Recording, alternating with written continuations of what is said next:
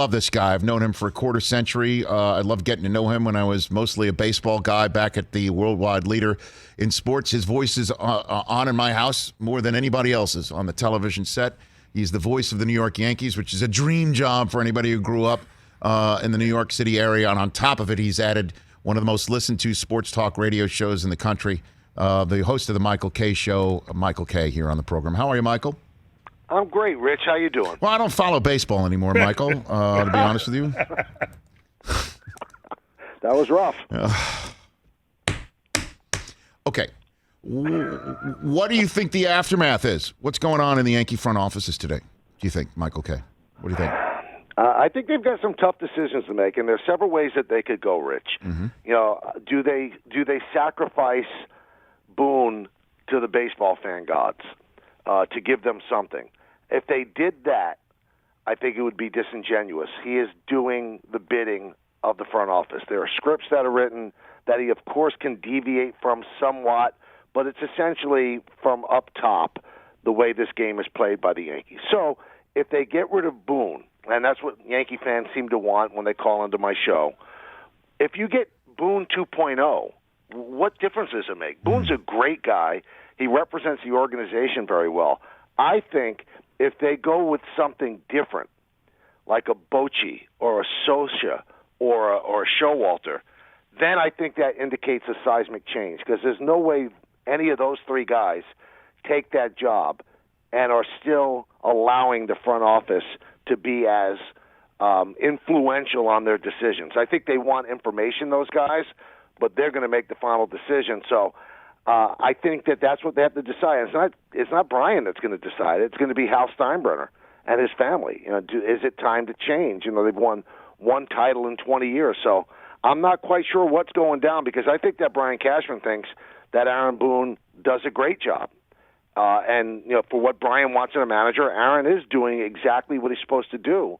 So maybe the information that Aaron's getting isn't as good. That's something to consider. Well, I mean, what's not as good is that starting pitching. I mean, unless you want to go the way of the Rays, the openers, and then get the 10 guys who throw 100 miles an hour to give you an inning and an inning, 2 innings a night. I mean, and then a team that strikes out way too much.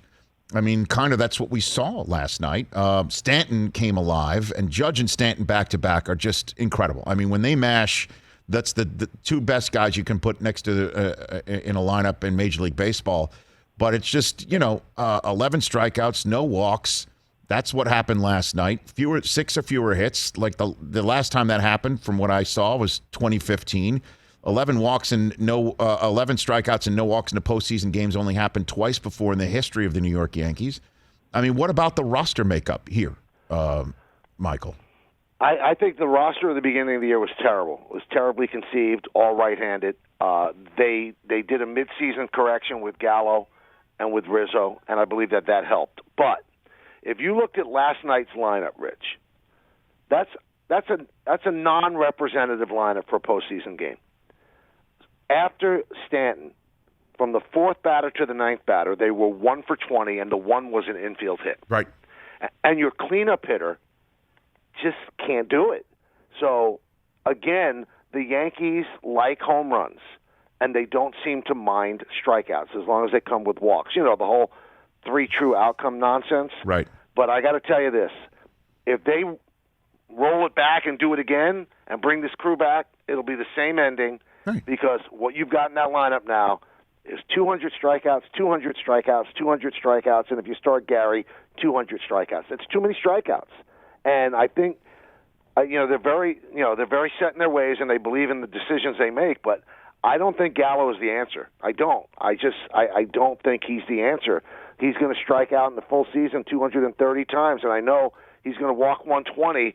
To me, that's not good enough. The guy hit 160. So I think they've got. If you look at this lineup right now, Rich, who's the sure thing coming back? Who's the sure thing that you say, that guy's great, that guy's great? It's Judge and Stanton. Mm-hmm. And maybe you say Gleyber Torres is our second baseman. And maybe you say Urshela is your third baseman. Who else is a sure thing? They've got to get a shortstop. They probably have to get another catcher.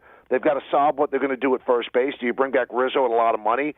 Is Aaron Hicks the answer in center field? these are tough questions. I'm not quite sure what they're going to do. Do you really want to roll back with Gallo? And if they traded Gallo, would that be admitting a mistake? They've got some tough calls to make. This is not going to be an easy offseason for them. I would agree with you, Michael. Just to answer your questions there, I would trade Gallo. That's what I would do. I would keep Rizzo. I don't know. Again, you're closer to the team. He strikes me. He's got like O'Neal in him. I don't know if they do have the same personality, but he's just got this way about him, this leadership quality about him, this left-handed hitting quality about him. I love him. I think he should be in Pinstripes forever. I know he wasn't nearly as effective as he was in the first 2-3 weeks of the season.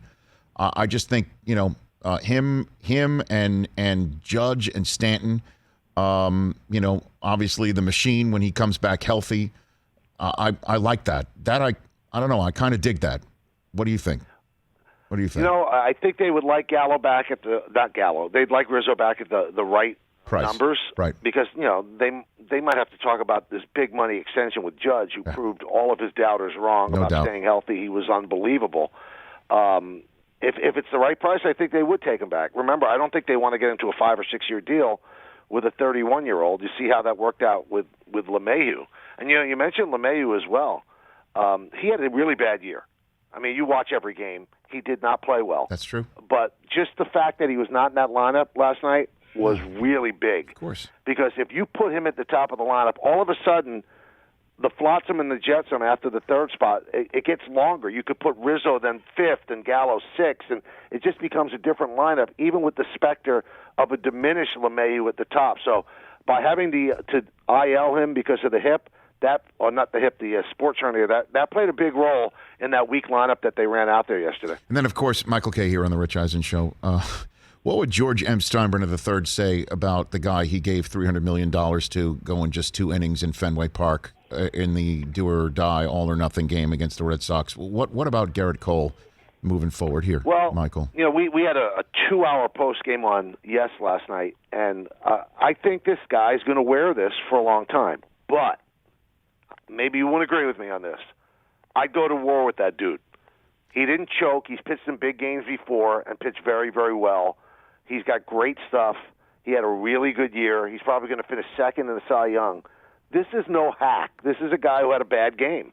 And, again, I think the Yankees are very fortunate to have him for the next 7 years. And I think, he's going to pitch a lot of big games for them. He's going to win more than he's going to lose. And it was one of those things. I think that Aaron Boone lifted him at the right time. But if that's not that game, he probably gives him 6 innings of 3-run baseball. I think he would have found it and found a way. And I also think that he was probably affected quite a bit by the sticky stuff ban because, he had probably been learning to pitch that way for the last 2 or 3 years. All of a sudden was taken away because before they came down with the crackdown, Rich, first 2 months of the season, he was unhittable. So I think he's going to have to solve that issue. But, again, that's the guy I'd go to war with. I think he wears everything on his sleeve. He's a leader in that room. The players respect him. He gives it his all, never makes excuses. He would not even make any excuse about the hamstring yesterday. There seemed to be something bothering him. Showalter, who we did the post-game show on with yesterday, he thought that there was something up that he just didn't look like he felt right. But he's not going to make excuses. He's not that guy. But in a very, very big game, he didn't pitch well. But remember, last year he pitched 2 pretty big games, and he pitched really, really well. So, again, I don't think it was a matter of choking. I think it was a matter of sometimes you're just not going to be great. Hey, man, wasn't great. The game he pitched this year, Michael, in Houston was incredible. Unreal, yeah. And the Yankees needed it in the worst way, and he basically stared at Aaron Boone like, you're not taking me. I don't care what you're doing or what Cashman told you before the game, or like you're not taking me out. And that's the guy that we needed to see last night. That's the guy you need to see. He's a stud. He just didn't have it. I agree. He did not have it. I agree. And I'm just wondering if, obviously you're talking about injuries and the sticky stuff and all that, but after a while, when you're the only guy that you can rely on as the ace, I wonder if that adds up. Because, again, Kluber, Montgomery, Tyone, I mean, Pettit, we're not seeing Pettit. We're not seeing Key, Cone, Wells not walking through the door. Like, those guys are not walking through the door. And I guess just to put a fine point on it is what does happen? What do you think needs to happen in the next few months? Because the Yankees are, I'm seeing the Dodgers, and the Dodgers, they're nervous people here in Los Angeles tonight because they just saw what happened to the Yankees, and the Yankees didn't win 100 million games this year. But they got Scherzer, Urias, Bueller. My gosh, the Yankees would get steamrolled by something like that. And the Rays, they don't even have the starters. They got the openers. It doesn't matter for them. So what do you think needs to happen here, Michael? I think there has to be a little bit of a change in what they do organizationally. I am all in on analytics. I understand the value of it. But what I would like to see is more of a model of what the Red Sox do, where they give Cora all this information and they let him do his thing. And I think that that's the healthy way to do this. But, there are teams that are very successful that do it the way the Yankees do it. Tampa Bay is rigidly analytic. Oh, yeah. Kevin Cash is a good manager, but he is executing the script that he's handed down. So either you change the way you do business, Rich, or you change the people that are doing the analytics. Because right now, the Yankees are in the American League East. The Rays aren't going anywhere. The Red Sox, by the way, this was a reload season. They were not supposed to be in the playoffs. They're going to get better because now they'll go over the luxury threshold, and they've got a really good GM in Bloom.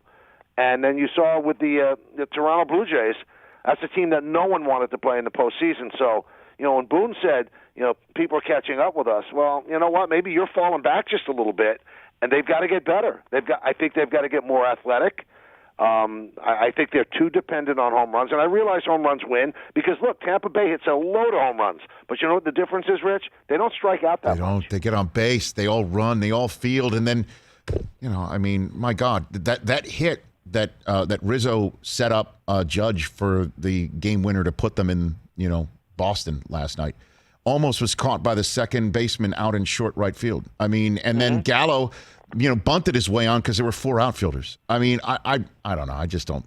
That just drives me crazy, man. It's funny because people were saying on my show last Friday, the Yankees will win these three games because the Rays, they have nothing to play for. No, you don't get it. No. It's a 28-man roster. Every single one of their guys has a purpose and knows how to play the game the right way. They do. They can't tank.